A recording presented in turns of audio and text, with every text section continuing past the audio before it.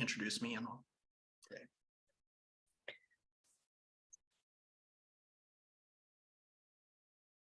Thank you for joining us today. We'll begin momentarily.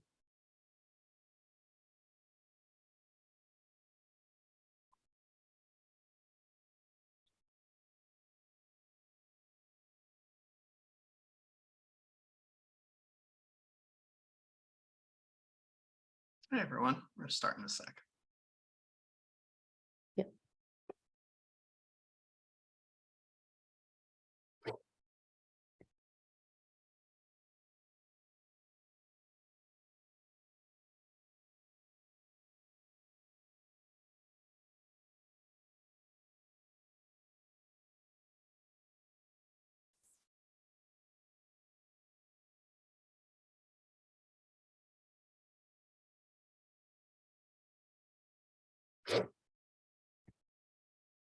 Oh, we have a lot of people joining.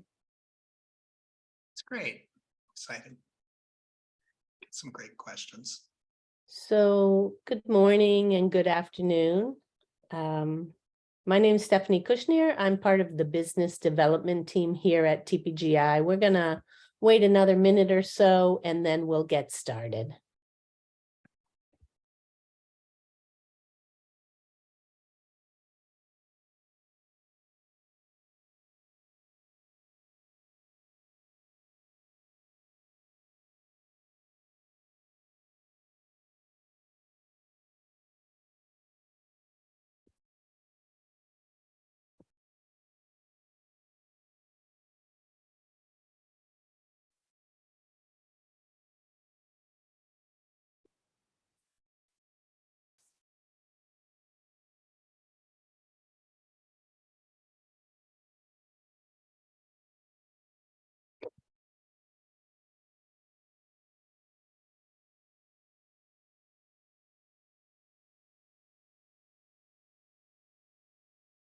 Just give another second or two for everyone to join. I see a lot of people joining.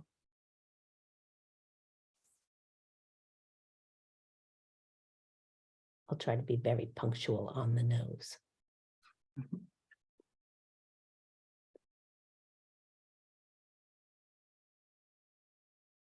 So thank you everyone for joining us today for the basics of accessibility testing with Aaron Farber.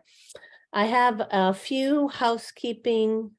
Oh, can you not hear me? Are you guys hearing me okay? I see, is anyone talking? I'm not able to hear in the chat. Okay, everyone can hear me. Sorry. Again, the basics of accessibility testing with Aaron Farber. A few housekeeping items before we get started. This session is being recorded and we will email everyone the recording after the event. We have captions available, so feel free to use them as needed.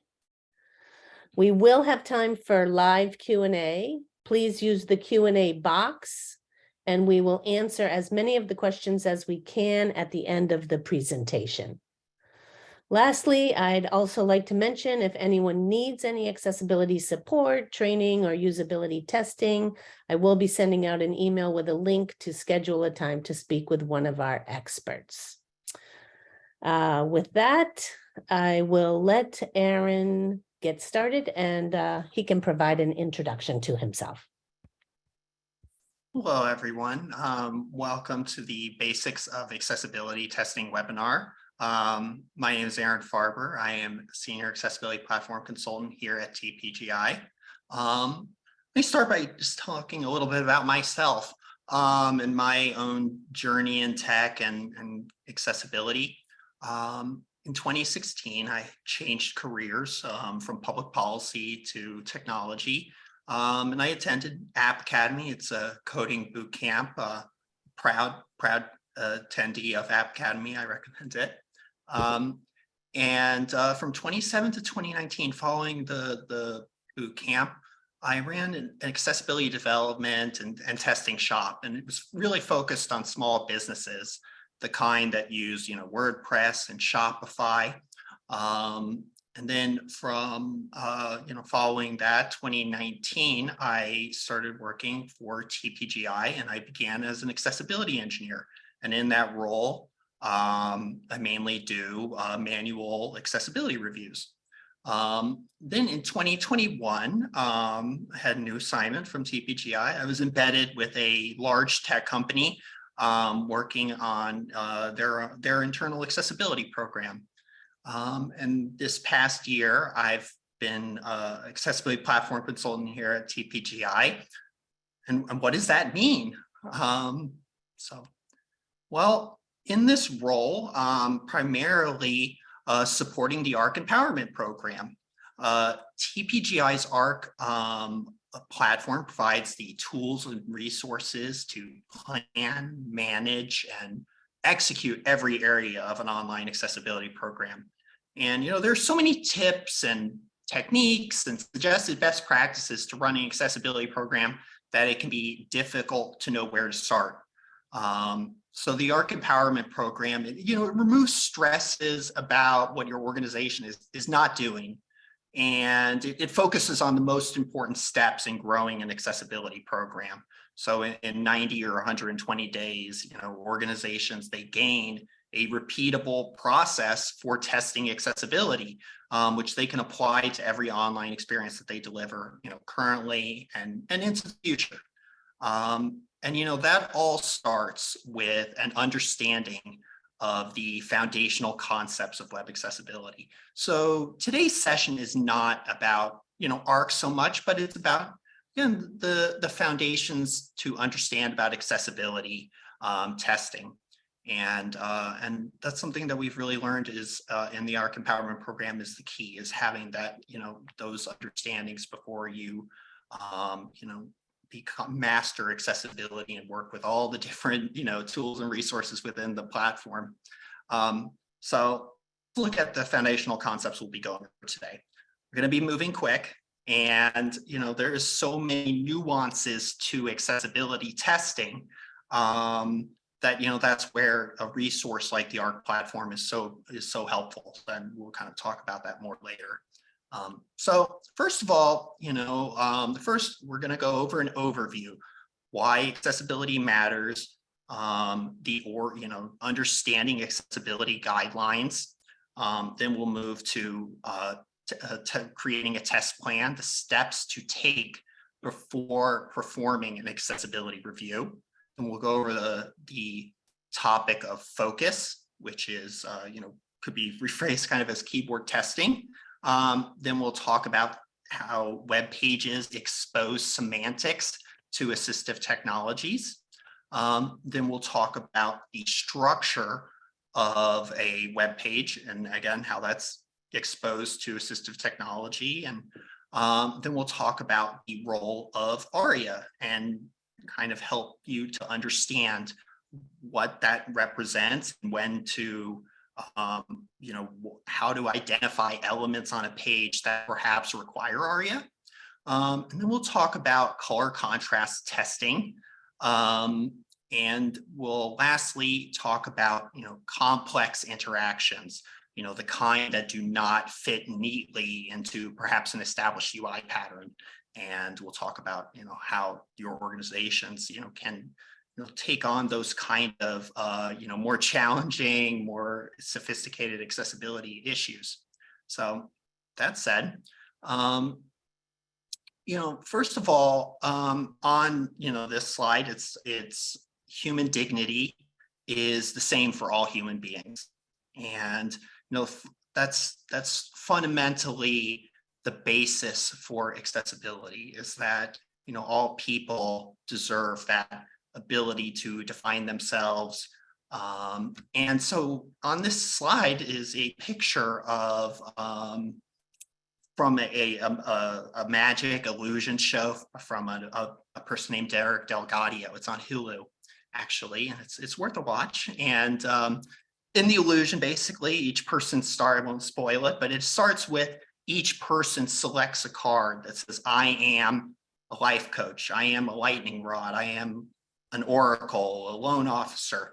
And people define themselves, and I really, that connected with me in terms of how to perceive accessibility.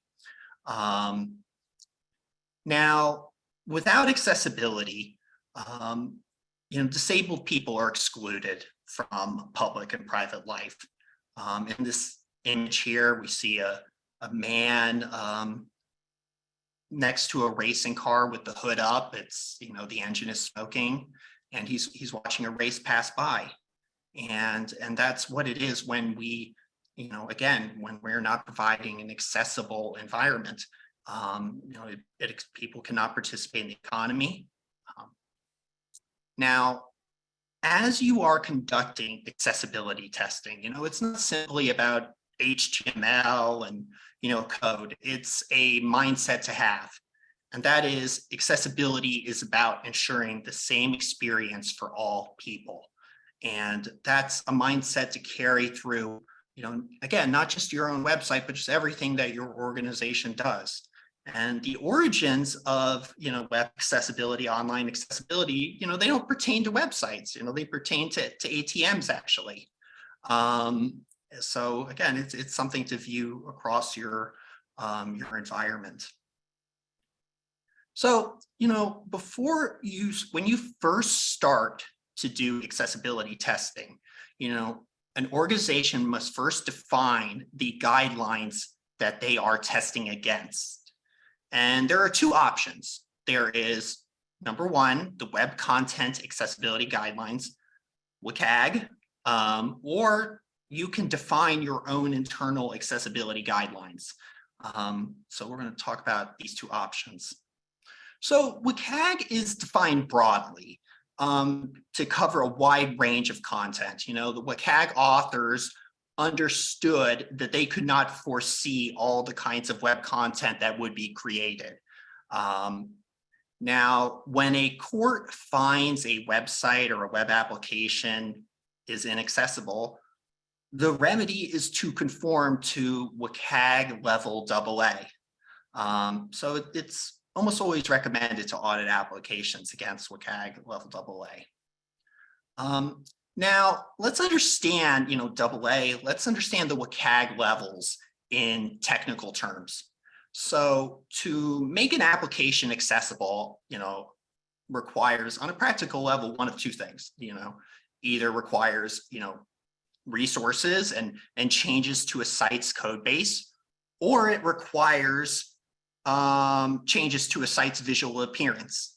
So level A, conformance with WCAG does not require one or two.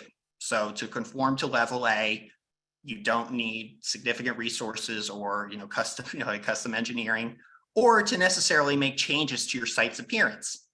That's why something like adding alternative text, right? That doesn't change the site's visual appearance, and it's a functionality built into native HTML. Now, AA, which requires one or two. So it requires either resources and changes to a code base or changing a site's visual appearance. So, color contrast may be easy to change. It's simply just changing the color of a background perhaps, but that is a change to a page's visual appearance. So it's level AA. And level AAA, it requires 1 and 2. So that requires to conform to AAA means significant resources and changes to a site's visual appearance. So an example of like AAA is, sites could have a sign language interpreter for videos. So you can see how that is something that would take effort and also would change how the page appears. Now, let's talk about the WCAG levels in human terms. So not in technical terms, what it takes to make something conform to WCAG, but what do these levels actually represent to the end user? And that, of course, is what is most important. Level A, it ensures the most basic level of access for disabled people. It doesn't really provide an equivalent user experience. It means that they can access the functionality in some sense. So I would think of that as something of like kind of providing a phone number rather than them being able to use a website and do an activity at any time of day that suits them, because the phone has like, business hours. Level AA ensures disabled people do not encounter significant barriers, and it provides a mostly equivalent user experience. And that is why level AA is generally set as the conformance target, when, the legal system is determining a remedy. Level AAA is not about an equivalent experience. It enhances the user experience for disabled people. It provides accommodations for people that may even have multiple disabilities. Someone could be, not only visually impaired, but they could also be deaf. And so, that's going to require different kinds of accommodations. Now, after you decide which level of WCAG to conform to, if you are using WCAG, you must select the version of WCAG. So currently, WCAG 2.0 was published in December 2008. It's a long time ago now. And version 2.1 was published in June 2018. And for TPGI, and most of our manual reviews were using version 2.1. And WCAG version 2.2 is in the draft stage. It's scheduled to be finalized in early 2023. And each version builds upon past versions. In other words, to conform to 2.1, you must conform also to 2.0. So another way to phrase that is it's backwards compatible. And, WCAG 3 is an overhaul. That release is far off. They say 2026 maybe. And I tell people, I get asked about it, just treat that like, I'm not like Dr. Dre's Detox or, George R.R. Martin's like Game of Thrones sequel. It's something I'm excited to see, but it's not really clear when it's going to come about. And, there are probably going to be delays. So it's not something to really think about at this point. Now, WCAG has grown in size, from 2.0 to 2.1 to 2.2. Each WCAG version, WCAG 2 version, has added success criteria, mainly to clarify ambiguities or obvious gaps in past versions, and a very large gap between 2008 and 2018 was, mobile devices, so that is a lot of success criteria were added to cover mobile devices. So here we look and we can see that 2.0 had in total, or I guess I should say between level A and level AA, there were 38 success criteria for version 2.0. Version 2.1 became 50 success criteria. And version 2.2, again, scheduled to be finalized next year, has 57 success criteria. So we can see WCAG is it's growing in, complexity in some sense, that there are more discrete tests to apply to a page. And, that does present challenges. Now, internal accessibility guidelines, they're increasingly popular option for large organizations, which have their own internal accessibility teams.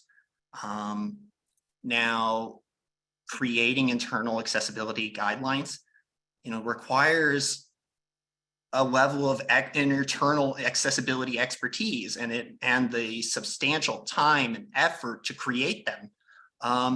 Now, internal guidelines cannot have gaps when compared with WCAG. So you can't use like internal guidelines and say, well, in our guidelines, we don't serve a particular user group. That's not acceptable for your own internal guidelines. So a site which conforms to our internal accessibility guidelines must also conform to WCAG. So let's consider the implications of that. Like, again, if you're a larger organization.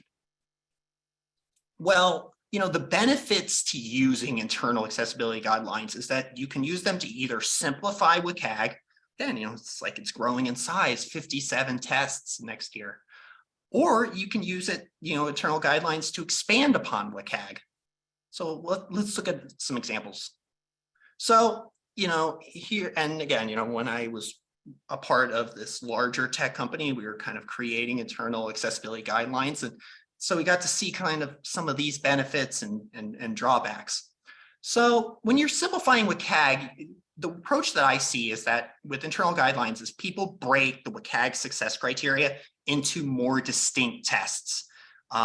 This is more comprehensible, perhaps, and it allows for greater templating of remediation solutions, and there's less reinventing the wheel. So let's look at an example here. WCAG success criteria 3.32 labels or instructions. It covers a number of things relating to form labels, forms. And again, these WCAG guidelines are written broad enough that they can be applied to a lot of different contexts online. So instead, with internal guidelines, it can be broken down into a set of tests to apply to a page. So they might say, oh, for guideline 3A, form controls must have visual text labels unless there are nearby controls which indicate their purpose. And this is all really, these are techniques that are suggested by WCAG, but they can be kind of made into tests. Or 3B, form controls use placeholder text to provide additional hints or suggested values, and not to restate, not for the primary visual label. 3C could be groups of related form controls, right? Like a social security number where sometimes you see that where you have to add it has 3 different form fields for it. Groups of related form controls must be enclosed in a box, surrounded by a border to visually indicate that the controls are grouped. So that's kind of how you could simplify WCAG, and you can see how those tests may be easier to apply for someone that, to a tester that has less expertise with accessibility. Another way that we can use internal guidelines is to expand upon WCAG. And I've seen a number of retailers do this. And what they do is they add best practices to WCAG. So here's some examples from companies that are using internal accessibility guidelines. Is they say interactive controls, buttons, links, may not use the browser's default visual focus indicator. And we'll talk more about focus later. We saw that as an upcoming topic, but or each control must have a touch target greater than 30 CSS pixels. So that's actually a AAA success criteria. And so they're saying, well, we want to take some of AAA, but we don't want to conform to all of AAA. Another example might be, icon-based controls who use visually hidden text to provide name rather than an ARIA label. And the thinking there is that visually hidden text is I believe more likely to be properly translated by the browser if someone uses auto translation services. I believe that was the thinking at the time. Now, as I said, WCAG 2.1 level AA, that's the recommended accessibility standard to apply for your testing for most organizations. And when an organization's accessibility program grows to maturity, they are then prepared to create internal accessibility guidelines. And so on the slide, we have a picture of a seed growing into a full plant in a series of steps. And that's really kind of the essence of doing accessibility testing, having an accessibility program in your organization, is that it grows in maturity and complexity, and you're able to do more things like that, defining your own standards and processes. Okay, now, in the ARC platform, it recognizes that there is this evolution from using something like WCAG. So, in ARC, it empowers organizations to use their existing standards and testing tools to to grow from, I should say, it empowers organizations to grow from using their existing standards and testing tools to creating their own custom accessibility testing process. So the ARC platform provides out-of-the-box accessibility rules engines like ARC and the open source rules set ACTS for accessibility standards. But organizations may also create their own standards and configure and use their own custom accessibility rule set.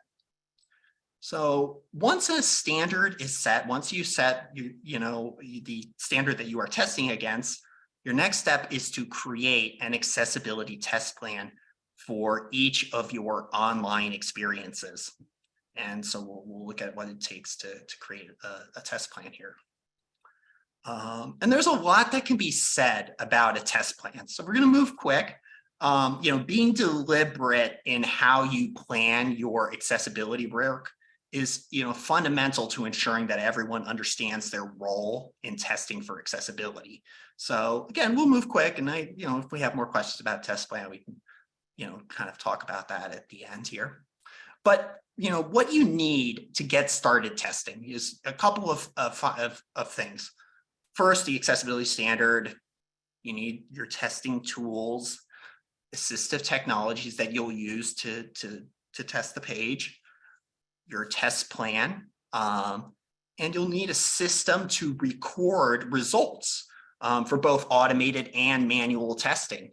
And lastly, you'll need a knowledge base with resources to, I call it a three-step process, to understand, test, and solve. So to understand an accessibility issue, to test for the accessibility issue, and then solve for an issue.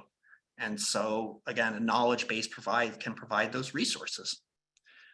Now, fundamentally, and I think TPGI's testing philosophy is that the more tests are built to resemble the way your team builds applications, the more confident tests will give you, and the easier it is to collaborate on accessibility.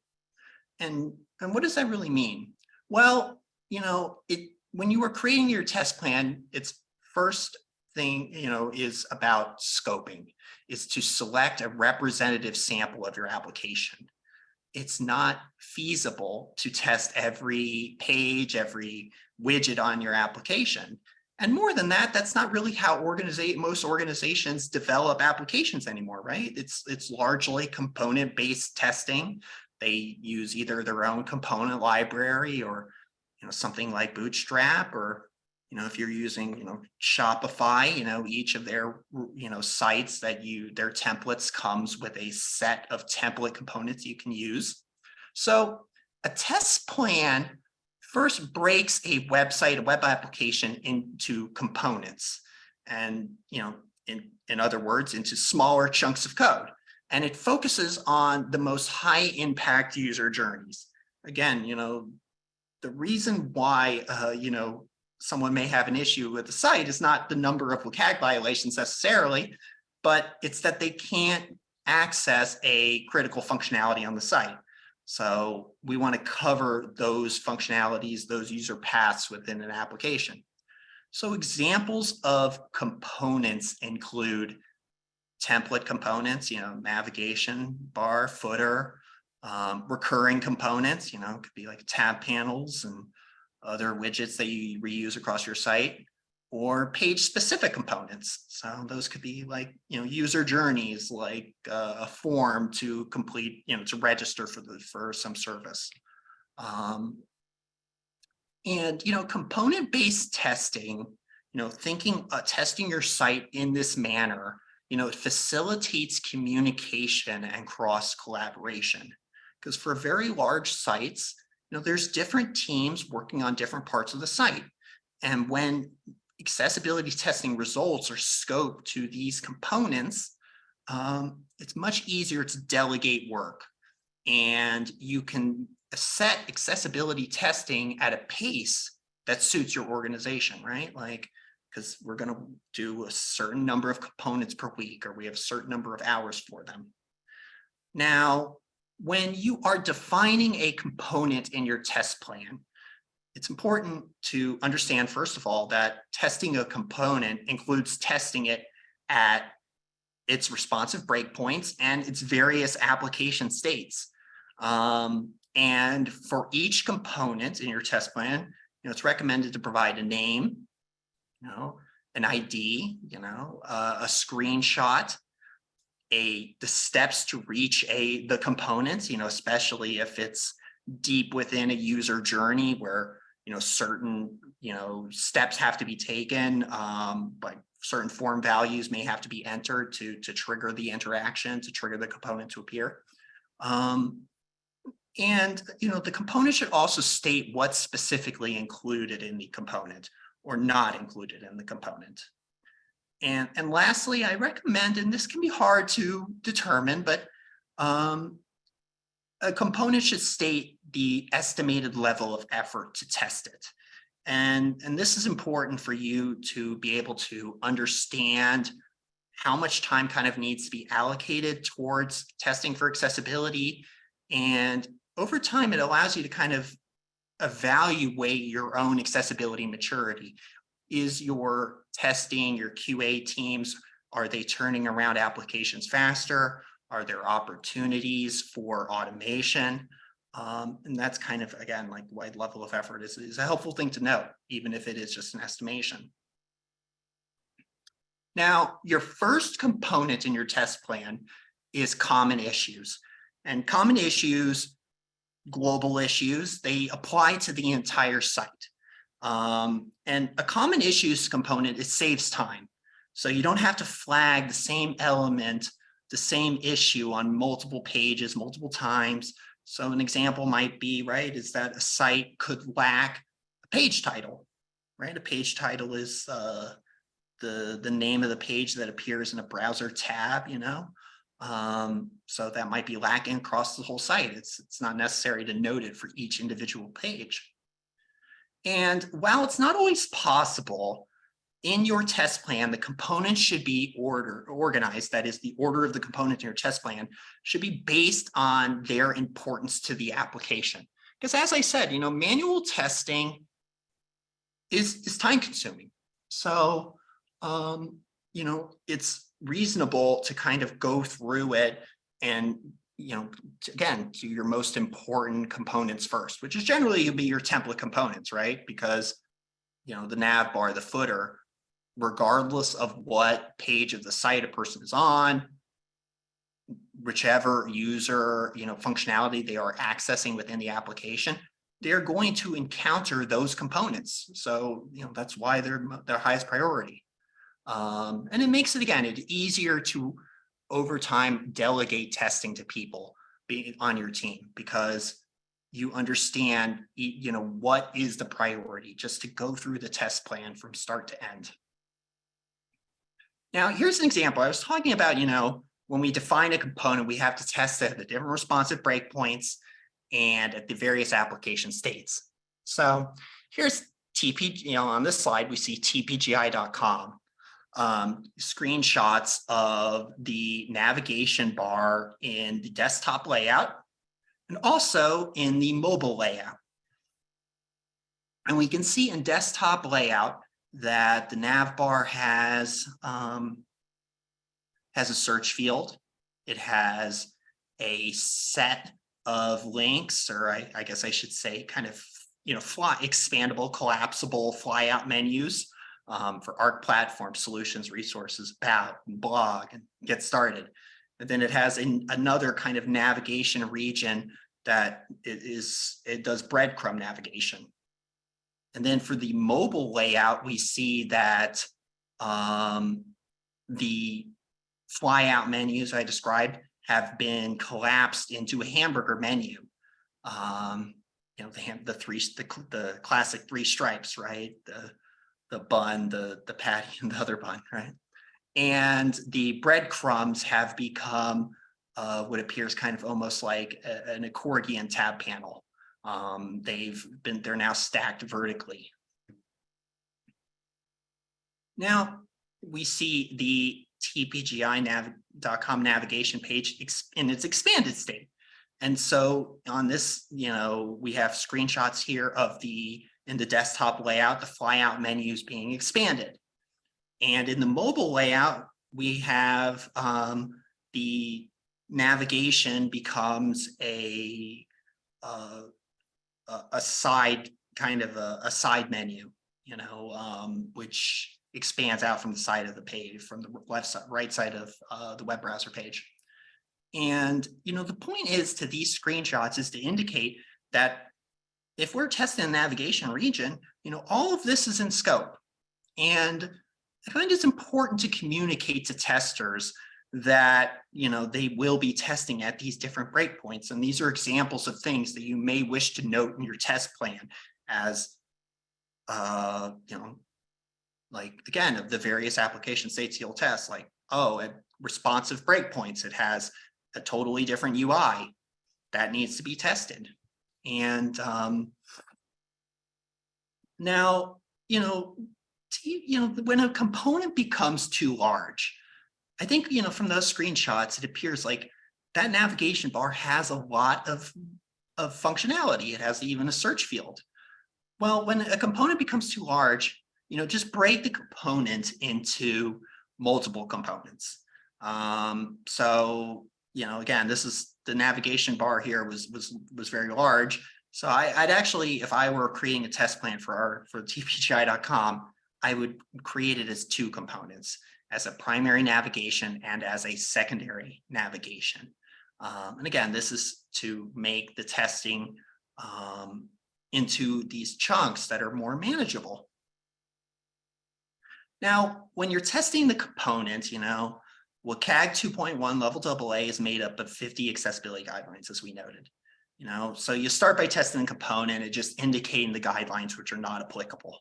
And to make testing more efficient, you'll group related accessibility guidelines in your testing so that you're testing similar things at once, not, testing, going back and kind of retesting things. If you were to just go through WCAG, like all of level A and then all of level AA, I don't recommend doing that. I don't recommend doing level A and then level AA.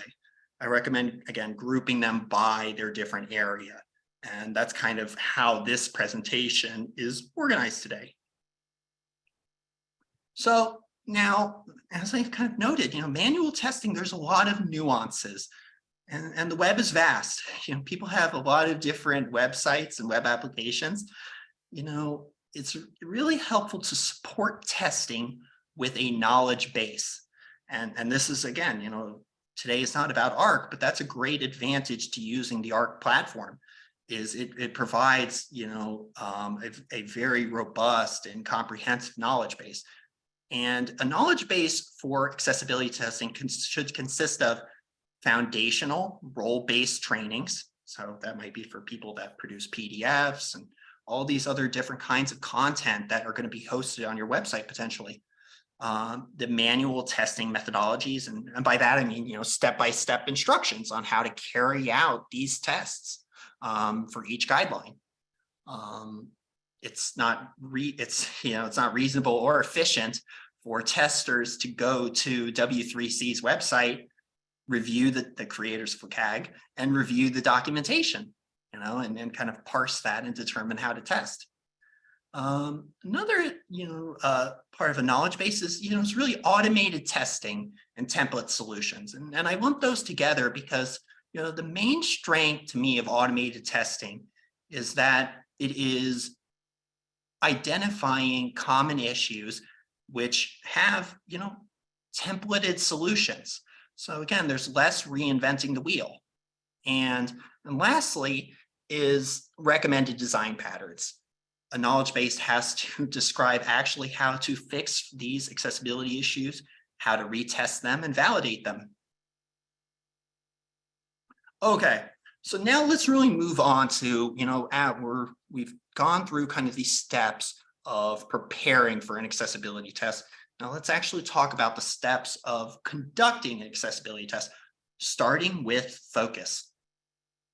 So focus is, understanding focus is the foundation for, understanding focus and performing keyboard testing is the foundation for supporting assistive technology. Keyboard testing does not require specialized knowledge or a development background. So for people in on this webinar, anyone at your organization can do this, and I recommend doing it yourself if you are rolling out applications. Just each person has a accessibility is not the responsibility of a single person. It can't be. And so keyboard focus. Focus is the control on the screen that is currently receiving input from the keyboard. So people navigate the web, or in other words, they control which element has focus by using the tab key. You press tab to move to the next focusable element, and you can press shift at the plus tab, so at the same time, shift and tab, to move to the previous element.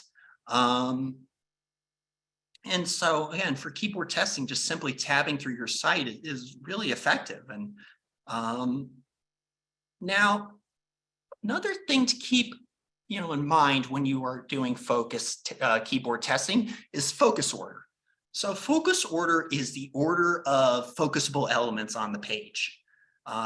Focus order is determined by the order of the elements in the DOM, which is the document object model. It's essentially when a web page loads, the browser, constructs this tree structure connecting the different HTML nodes on the page. This is, we colloquially refer to this sometimes as the page's natural focus order, right? Because it's coming from the natural order of the elements in the DOM. Now, a correct or logical focus order follows the visual order of elements on the page. Now, some web pages may have multiple ways one could visually understand the page. So, it's not always, there could be different ways to interpret, what's a logical focus order. But for most sites, it's top to bottom and left to right. That's the order in which we're reading the content. Now, some advanced information about focus order is sites may override the page's natural focus order. You can apply a positive tab index attribute to an HTML element to explicitly set that element's position in the focus order. So you could, if you apply, like tab index of 1, well, then it will be the first focusable element on the page, overriding the page's natural order. A negative tab index attribute, when it's applied, removes an element from the focus order. So you might do that if for some reason you don't want an element to receive focus. Another way that we affect focus order other than the natural focus order is we use JavaScript. So the DOM the browser is building its DOM so that JavaScript can select these different nodes and move them around on the page. That's the role of JavaScript in the web. So JavaScript can also be used to move focus to a particular location in the page. And and another significant point to bring up with focus is that when there is a change in focus, that triggers an announcement to assistive technology in most cases. So that can be a way to make people aware of a change on the page. We'll talk more about that. Now, you can also visualize the page's focus order. Arc Toolkit is a free Chrome extension. It's available in the Chrome extension marketplace. It allows you to run, the Arc rules, automated accessibility rules engine on your web page. It also provides these guided testing tools, such as a tab order visualizer. So here you see we have a screenshot of tpgi.com, and there are arrows and numbers for each focusable element. So, the brand logo at the top of the site is number 1, and then the first link in the nav bar is number 2. So I like this feature within our toolkit because it's very good for accessibility testing. It makes it easy to share issues regarding focus order, because honestly, like, writing it in actual like prose, and it can be very time consuming to say, oh, and then the page goes from here to there. And this tool allows you to just easily visualize it. Can be very efficient. Now, when you are keyword testing, these are the set of WCAG success criteria to kind of have together at once. And, I hope, we're kind of go through some of these things fast because I want to make sure that we have time for a little bit of questions at the end. This slide deck is also just a resource for people attending the webinar and something that I hope you'll use for future reference. So key questions to have when you're doing keyboard testing is, for one, is all site functionality accessible via keyboard? Is it possible to skip repeated content like the navigation region? And you may have seen skip links online. Is the page's focus order logical? Does it follow how one would expect to interact with the page? Is it always possible to visually determine the element that is currently focused? Is the visual indicator easily perceivable? Are there non-interactive elements in the page's focus order? Because, right, if an element is non-interactive, why should it be able to receive keyboard input? So it has no functionality for the keyboard. Dialogues have a lot of elaborate focus management requirements. Dialogues have to contain focus.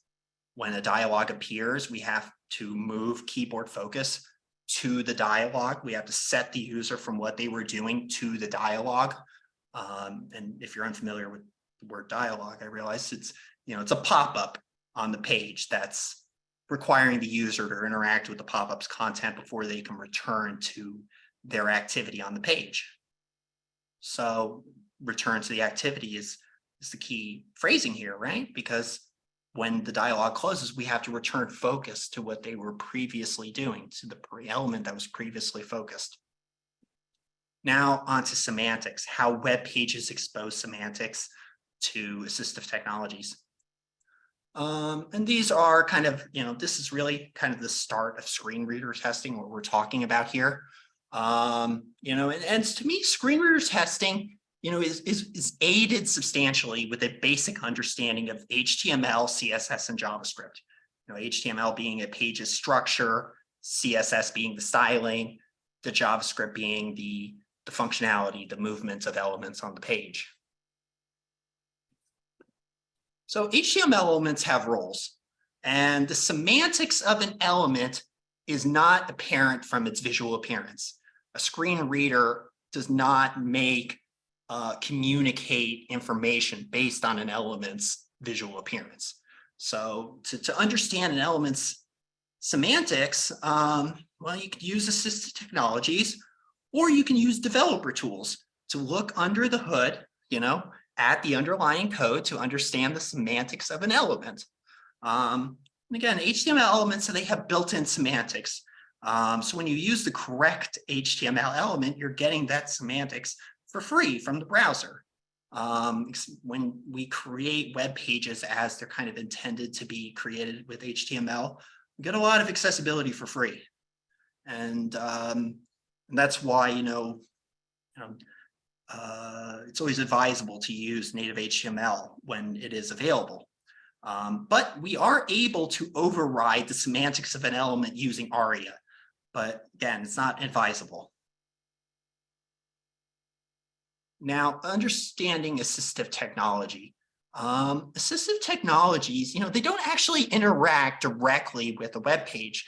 I should say screen readers is, they interact with the browser's accessibility API. That is the semantics that the browser is exposing to the screen reader. Accessibility APIs, they strip down the elements which do not have meaningful semantics, and such as CSS, to provide a lightweight version of the page. It's sometimes called the accessibility DOM or the accessibility tree. And in the webinar, following the webinar, I'm going to send a bookmarklet, which will allow you to kind of create a stripped down version of the page. So you'll be able to just kind of see how your page would kind of look to a screen reader user in a sense. So keep an eye out for that. Now, name, role, and value. Each interactive element has a name, that is the purpose of the element, and that comes from the text within the control or from an ARIA label or an association with another element on the page. And there's the role, that's the role of the element, and the value, and the role would be like a button or a link or something. And the value is the current value of the control. So when you are testing a site and you are reviewing an interactive element, your mindset should always be, does it provide a name? Does it provide a role? Does it correctly convey its value, its current value? So here on this screenshot of tpgi.com, we have Chrome Developer Tools open. We have selected the Get Started disclosure control, that expandable, collapsible control in the tpgi.com navbar.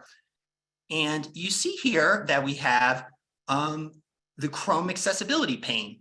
So you can select accessibility. It's kind of by the CSS inspector, and you can view the actual semantics for an element. And that I should state also here that this is not like gospel, right? Like the screen reader, those technologies is the ultimate source of truth. So even if the browser says, hey, we're exposing this information, well, how is the screen reader actually announcing the element? Now, usually those things I find, they're very, similar. There's a lot of, they're generally the same, but especially for complex elements, there could be substantial difference between what the browser is kind of thinking it's exposing and what the screen reader may announce. So, whenever anybody is, conducting accessibility testing, I always recommend just becoming familiar with Chrome Developer Tools. Div and span, these are just generic elements which don't convey meaningful semantics. Moving on here. Structure of a page, so JAWS, it's, when you're doing, screen reader testing, again, we talked about you need your set of assistive technologies to take on basic, accessibility testing. So, JAWS is paid for, but it has a free 40-minute mode, which could be used. But, when the 40-minute mode runs out, you have to reboot your machine, restart the machine really to use it for another 40 minutes. But again, for limited screen reader testing, 40 minutes, this could be, more than enough time. If you're just trying to get the into how a certain element is announced.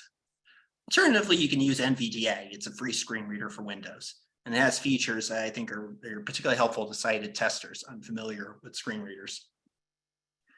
Now, screen readers definitely have a learning curve, even for testing. An option is to use JAWS Inspect.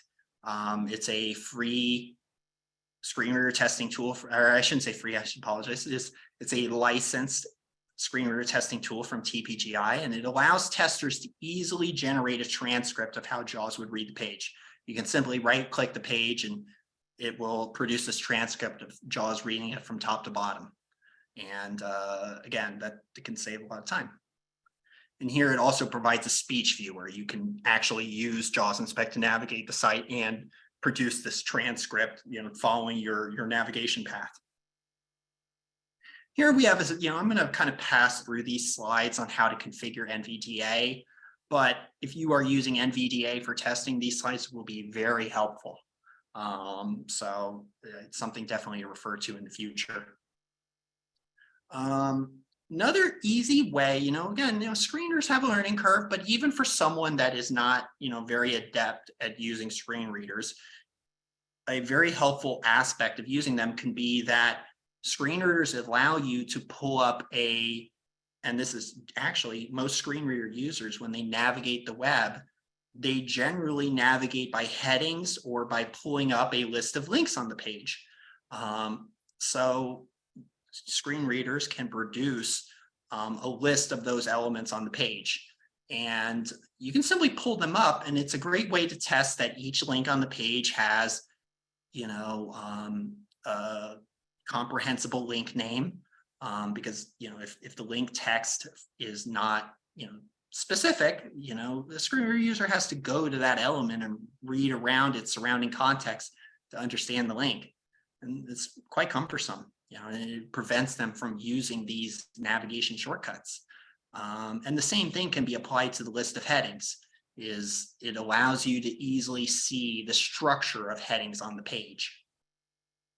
And these are just the shortcuts for those controls. Now, ARIA does not change the page functionality for any group of users other than screen reader users. ARIA fills the gap in native HTML. So, elements such as tab panels or progress bars, those are not native HTML elements.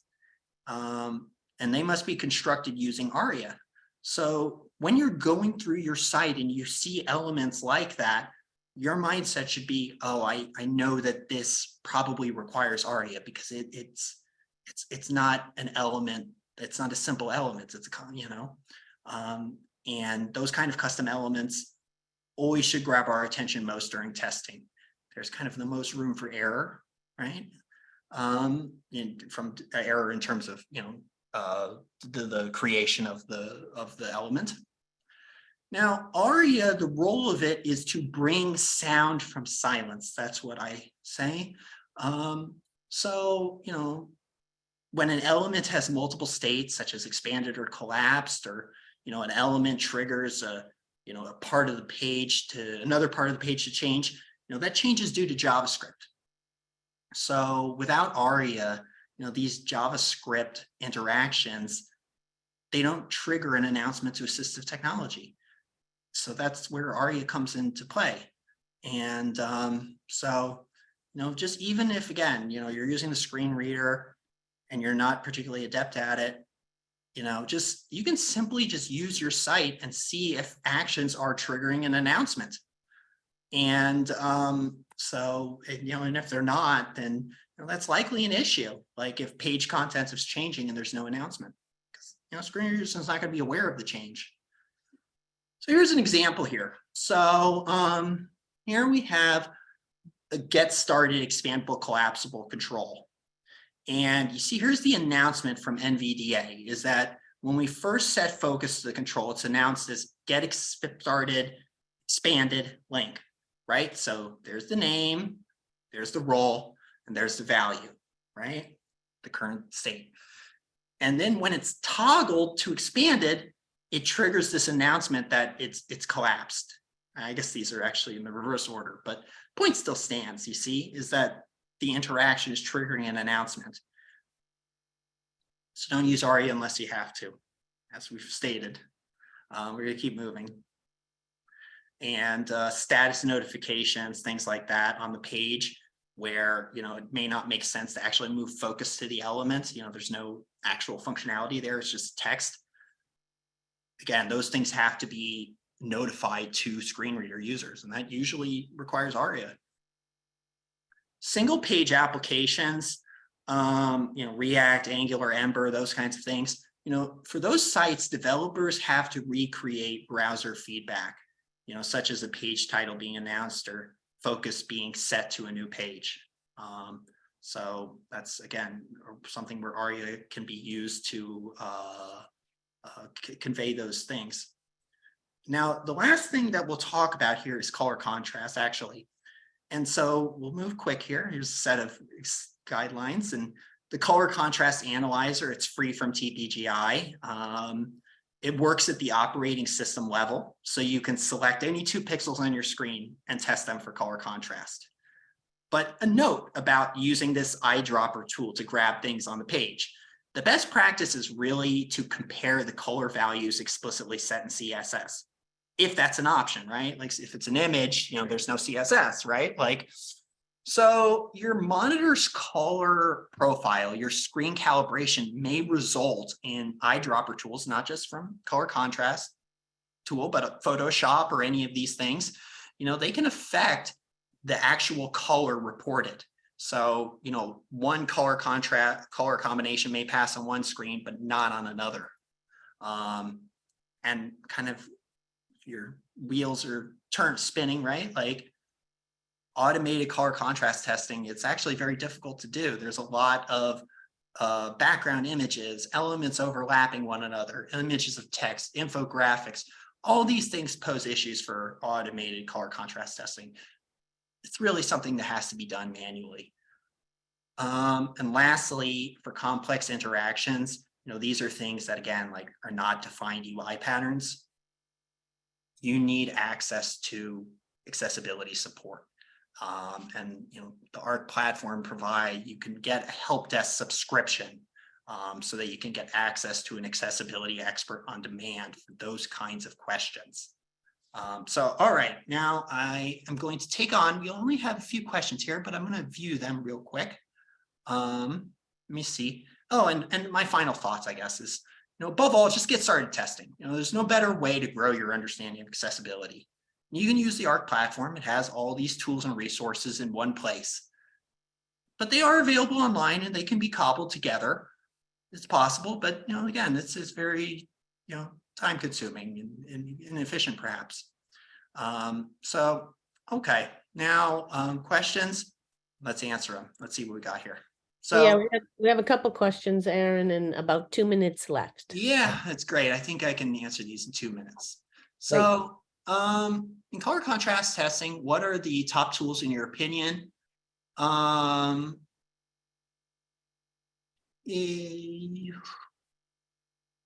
look, I mean, Elizabeth is asking, and I guess I should move the questions on here, is if you use the hex code of a page that has opacity applied, your test will not be accurate. But if you use the eyedropper, you can choose to pixel and you may still not get an accurate color selection. Well, color contrast does present difficulties in this sense, right? Like, but generally, it's not going to be that much variation between browsers. Between screens. And another thing that I want to keep in mind, about color contrast testing is I am not an attorney, but I have seen many accessibility complaints and lawsuits and settlements through the years. I have never seen one based on color contrast. Color contrast will almost never be an issue which prevents someone from accessing a site. It may be an annoyance, it may be an inconvenience, but it will not prevent them from accessing the site. So that's why I talk so much about screen readers and these other things that, again, can really be critical barriers. According to WCAG, disabled buttons don't have to adhere to color contrast requirements. So if a disabled button qualifies as an inactive UI component, which it technically does, we don't have to make it accessible. Well, yeah, you don't have to. Yeah, it doesn't have to conform. It doesn't have to have color contrast while it's in a disabled state. That is true. So that's a good comment. That's a good exception to the rule. Again, nuance of testing. Were there any changes in AAA over the versions? The chart only shows the number of A's and AA.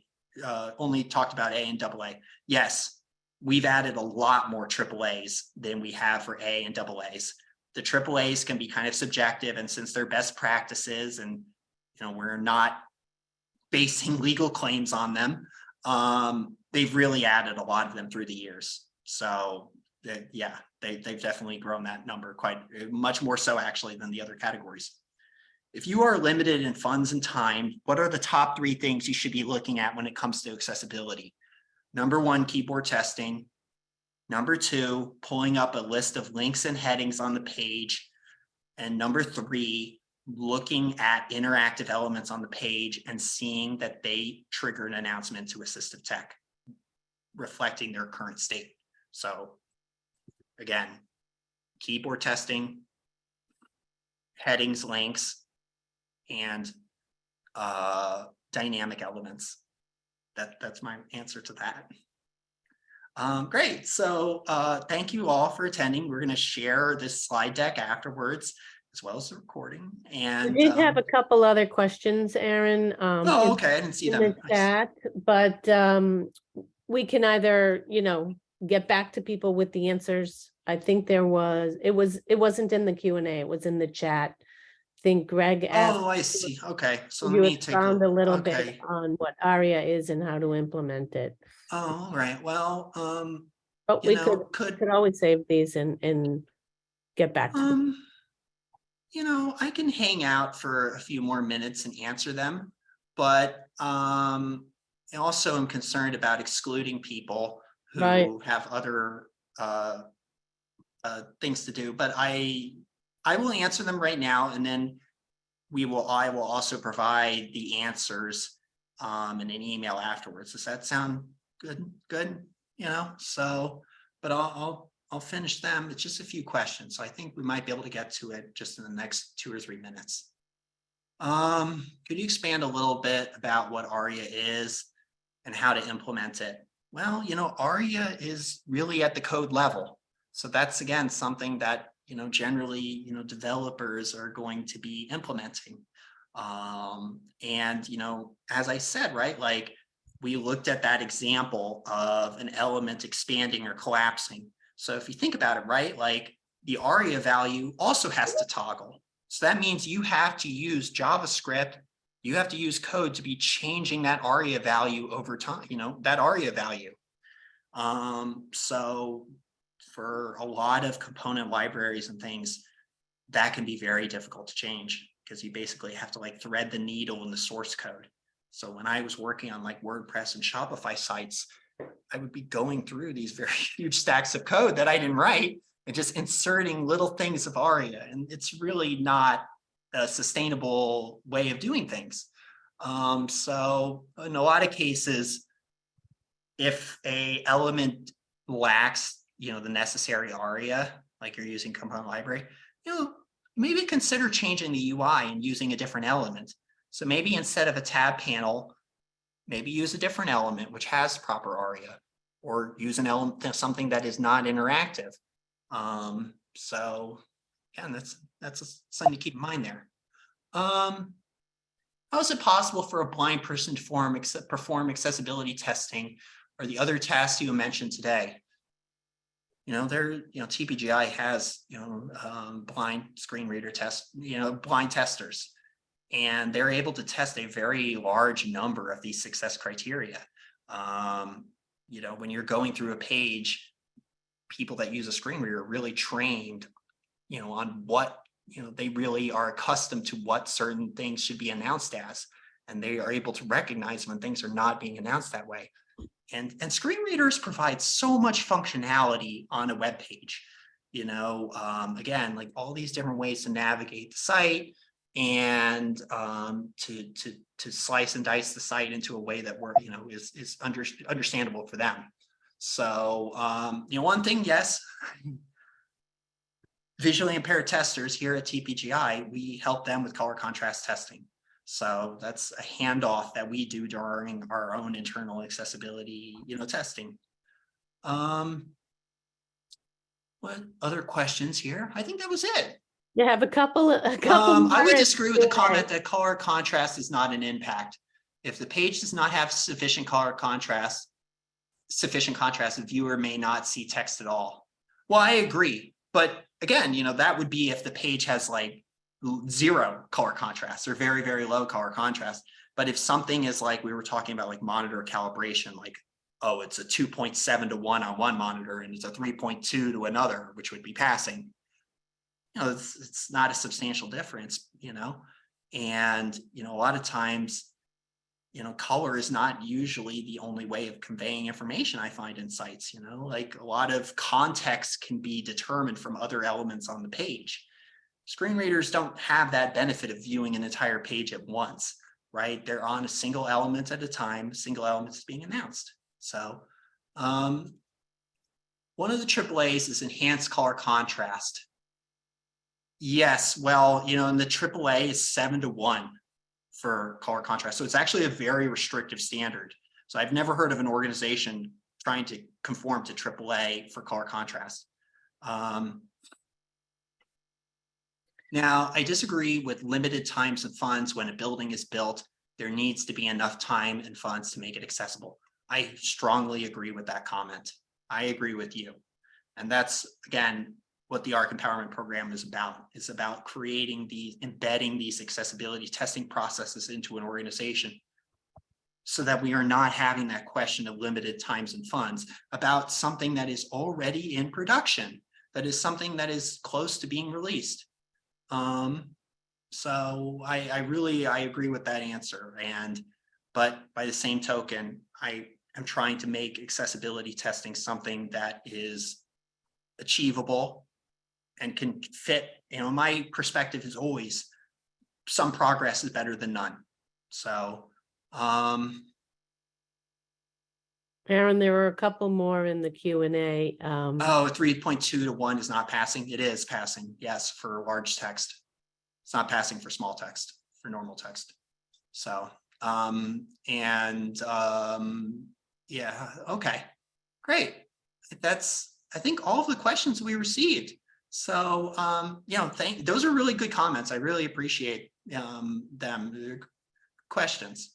And so, again, as we've noted, the recording will be shared with everyone, and we'll have some other good resources in that email to people here. Thanks for coming. Accessibility does not happen by accident. It's not the default. It requires, knowledge and effort and commitment like people here today. So thank you. All right. Enjoy the rest of your day, everyone. Thanks, everyone.